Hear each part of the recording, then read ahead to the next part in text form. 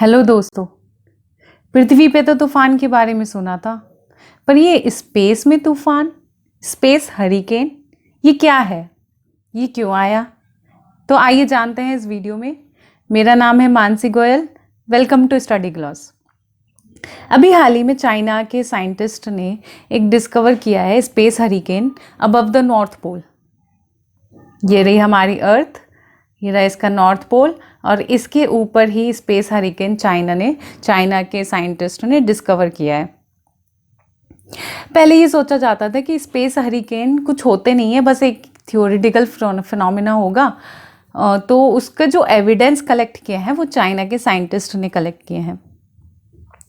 अब इस रिपोर्ट के मुताबिक क्या है कि ये हरिकेन जो है 950 लगभग किलोमीटर ऊपर था, और 8 घंटे तक लगभग ये चार्ज्ड इलेक्ट्रॉन्स जो है अपनी एक्टिविटीज़ करते रहे, घूमते रहे, जो भी हरिकेन करते रहे घूमते रहे हैं।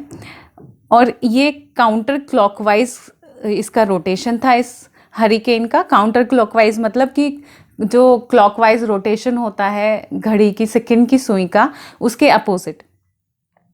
और ये नॉर्थ पोल के ऊपर था। अब हम ये क्यों पढ़ रहे हैं, स्पेस हरिकेन पे इतनी स्टडी क्यों कर रहे हैं? क्योंकि जैसा मैंने पिछले लेक्चर में भी बताया था, जिसमें कोडाईकनाल के साइंटिस्ट ने सन के रोटेशन का डिजिटाइज्ड डेटा निकाला था। वो क्यों निकाला था? क्योंकि हमें पढ़ना था, हमें जानना था कि सोलर फ्लेयर, सोलर विंड या सन स्पॉट हमारी पृथ्वी पर किस तरीके से इम्पैक्ट डालते हैं। अच्छा, ये किस लिए ज़रूरी है कि इम्पैक्ट डालते हैं? ये पढ़ना, हमें ये जानना क्यों ज़रूरी है? क्योंकि भाई सैटेलाइट कम्युनिकेशन हो रहा है। सैटेलाइट कम्युनिकेशन में ये जो भी स्पेस में फिनोमिना हो रहा है वो इंटरफेयर करता है, और ये अर्थ के एटमॉस्फेयर में भी इंटरफेयर करता है ये सब।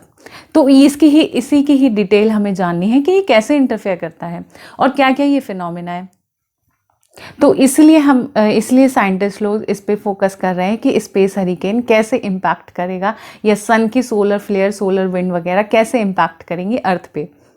उसी स्टडी में ये स्पेस हरिकेन का कॉन्सेप्ट निकल के आया है। अब ये स्पेस हरिकेन होता क्या है?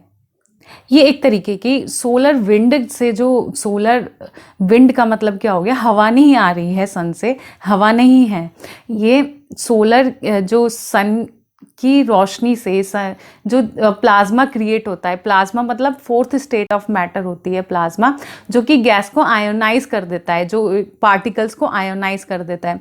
तो ये जो सोलर विंड आयोनाइज्ड रूप में जो आ रही है वो अर्थ की मैग्नेटिक फील्ड से इंटरेक्ट करती है। कुछ तरीके का इंट्रैक्शन होता है, जिसकी वजह से एक बहुत बड़ा फनल शेप, ये देखिए ना, ये फनल शेप का है ना हरिकेन, तभी तो नाम दिया है हरिकेन, क्योंकि हरिकेन की शेप ही ऐसी होती है, थोड़ा फनल शेप। और उसका हरिकेन का और विकराल रूप क्या होता है, टॉर्नेडो, उसकी तो शेप और स्पाइरल होती है। तो क्योंकि ये फनल शेप है, ठीक है, जियोमैग्नेटिक स्टॉर्म है। जियोमैग्नेटिक मतलब जियो मतलब अर्थ, मैग्नेटिक मतलब अर्थ की मैग्नेटिक फील्ड की वजह से, जो अर्थ की मैग्नेटिक फील्ड का जो इंट्रैक्शन हो रहा है सोलर विंड से या आयनाइज्ड पार्टिकल से, जो सोलर विंड से इम्पैक्ट हुए हैं, उसका जो स्टॉर्म है उसको हम बोलते हैं स्पेस हरिकेन। अच्छा, ये अर्थ पे होता कहाँ पर है? आयनोस्फेयर पे।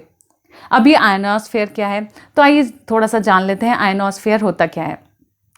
देखिए, आयनोस्फेयर जो है वो कॉम्बिनेशन है, वो मीजोस्फेयर, थर्मोस्फेयर, एक्सोस्फेयर, इस लेयर में है ये आयनोस्फेयर। इन सबको ओवरलैप करती है, मतलब स्ट्रेटोस्फेयर के ऊपर समझ लो। अब यहीं पर ही सारा फिनोमिना होता है। यहाँ पे ये आपका सैटेलाइट कम्युनिकेशन है, यहीं पर ही इंटरनेशनल स्पेस स्टेशन है, यहीं पर ही मीटियोर्स वगैरह का फिनोमिना होता है। तो जान लेते हैं कि आयनोस्फेयर है क्या। आयनोस्फेयर में देखिए चार्ज्ड पार्टिकल्स होते हैं। चार्ज पार्टिकल्स कैसे होते हैं? वही सोलर फिनोमिना की वजह से, सोलर विंड आती है या सोलर फ्लेयर्स आती हैं, वो चार्ज कर देती हैं जो भी पार्टिकल्स होते हैं। क्योंकि सन की एनर्जी से क्या होता है, ये एटम्स और मॉलिक्यूल्स एक्साइट हो जाते हैं, मतलब कि उससे एक्साइट होके ये या तो इंटरेक्ट करने लगते हैं, कई बार फ्रीली, कई बार उन एटम्स और मॉलिक्यूल्स में ये एक साथ कोअलिस हो जाते हैं, इकट्ठे हो जाते हैं, कई बार ये फ्री रेडिकल्स की तरह घूमने लगते हैं। तो ये सब इंटरेक्शन चलता रहता है आयनोस्फेयर में। और आयनोस्फेयर एक इंटरेक्शन लेयर है अर्थ के एटमॉस्फेयर की और स्पेस की। मतलब कि इसके एक बीच में जो ट्रांजिशन जोन जिसे बोल सकते हैं कि अर्थ के एटमॉस्फेयर ये हो गया नीचे और ऊपर हो गया स्पेस, तो ट्रांजिशन जोन भी तो होगा कुछ, उसमें भी तो एक अलग फिनोमिना होगा, तो उसको हम आयनोस्फेयर बोल सकते हैं। अभी आयनोस्फेयर जो है बहुत ही ज़्यादा इन्फ्लुएंस होती है अर्थ के एटमॉस्फेयर पे। अरे भी अर्थ पे जो भी एक्टिविटी होगी अर्थ के ट्रोपोस्फेयर पे या स्ट्रेटोस्फेयर पे, उससे ये स्पेस हरिकेन या आयनोस्फेयर पे इम्पैक्ट तो पड़ेगा नहीं पड़ेगा।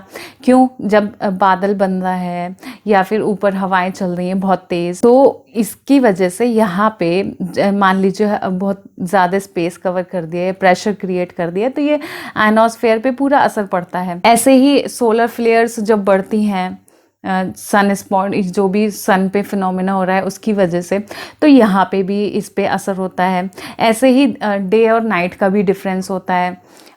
डे के टाइम पे जब विंड के जो पोर्शन, अर्थ का जो पोर्शन सन को फेस कर रहा है, वहाँ पे आयनाइजेशन एक्टिविटी अलग होगी एज कम्पेयर टू जो पोर्शन फेस नहीं कर रहा, जहाँ पे नाइट है वहाँ पे आयनाइजेशन एक्टिविटी अलग होगी। तो ये बहुत तरीके से इन्फ्लुएंस होता रहता है। और एयर ग्लो का भी फिनोमेना होता है। जी हाँ, एयर चमकती है। कैसे चमकती है? अरे जब सन की लाइट पड़ती है तो यहाँ पे एटम्स और मॉलिक्यूल्स एक्साइट हो जाते हैं। अब जब वो एक्साइट हो जाते हैं तो वो अपनी एक्सेस एनर्जी लाइट के रूप में छोड़ते हैं, या फिर जो भी एटम्स और मॉलिक्यूल्स का आपस में इंट्रैक्शन होता रहता है, वो इलेक्ट्रॉन जो है एब्जॉर्ब करते हैं या छोड़ते हैं फोटोन वगैरह, तो इसकी वजह से भी एयर ग्लो होता है। एक kind of plasma state kind of भी बोल सकते हैं इसको, जो कि फोर्थ स्टेट ऑफ मैटर है। तो ये जाना हमने आयनोस्फेयर के बारे में। थोड़ा सा और देख लेते हैं अर्थ के लेयर्स। ये ट्रोपोस्फेयर हो गई। ट्रोपोस्फेयर होगी 12 से 18 किलोमीटर।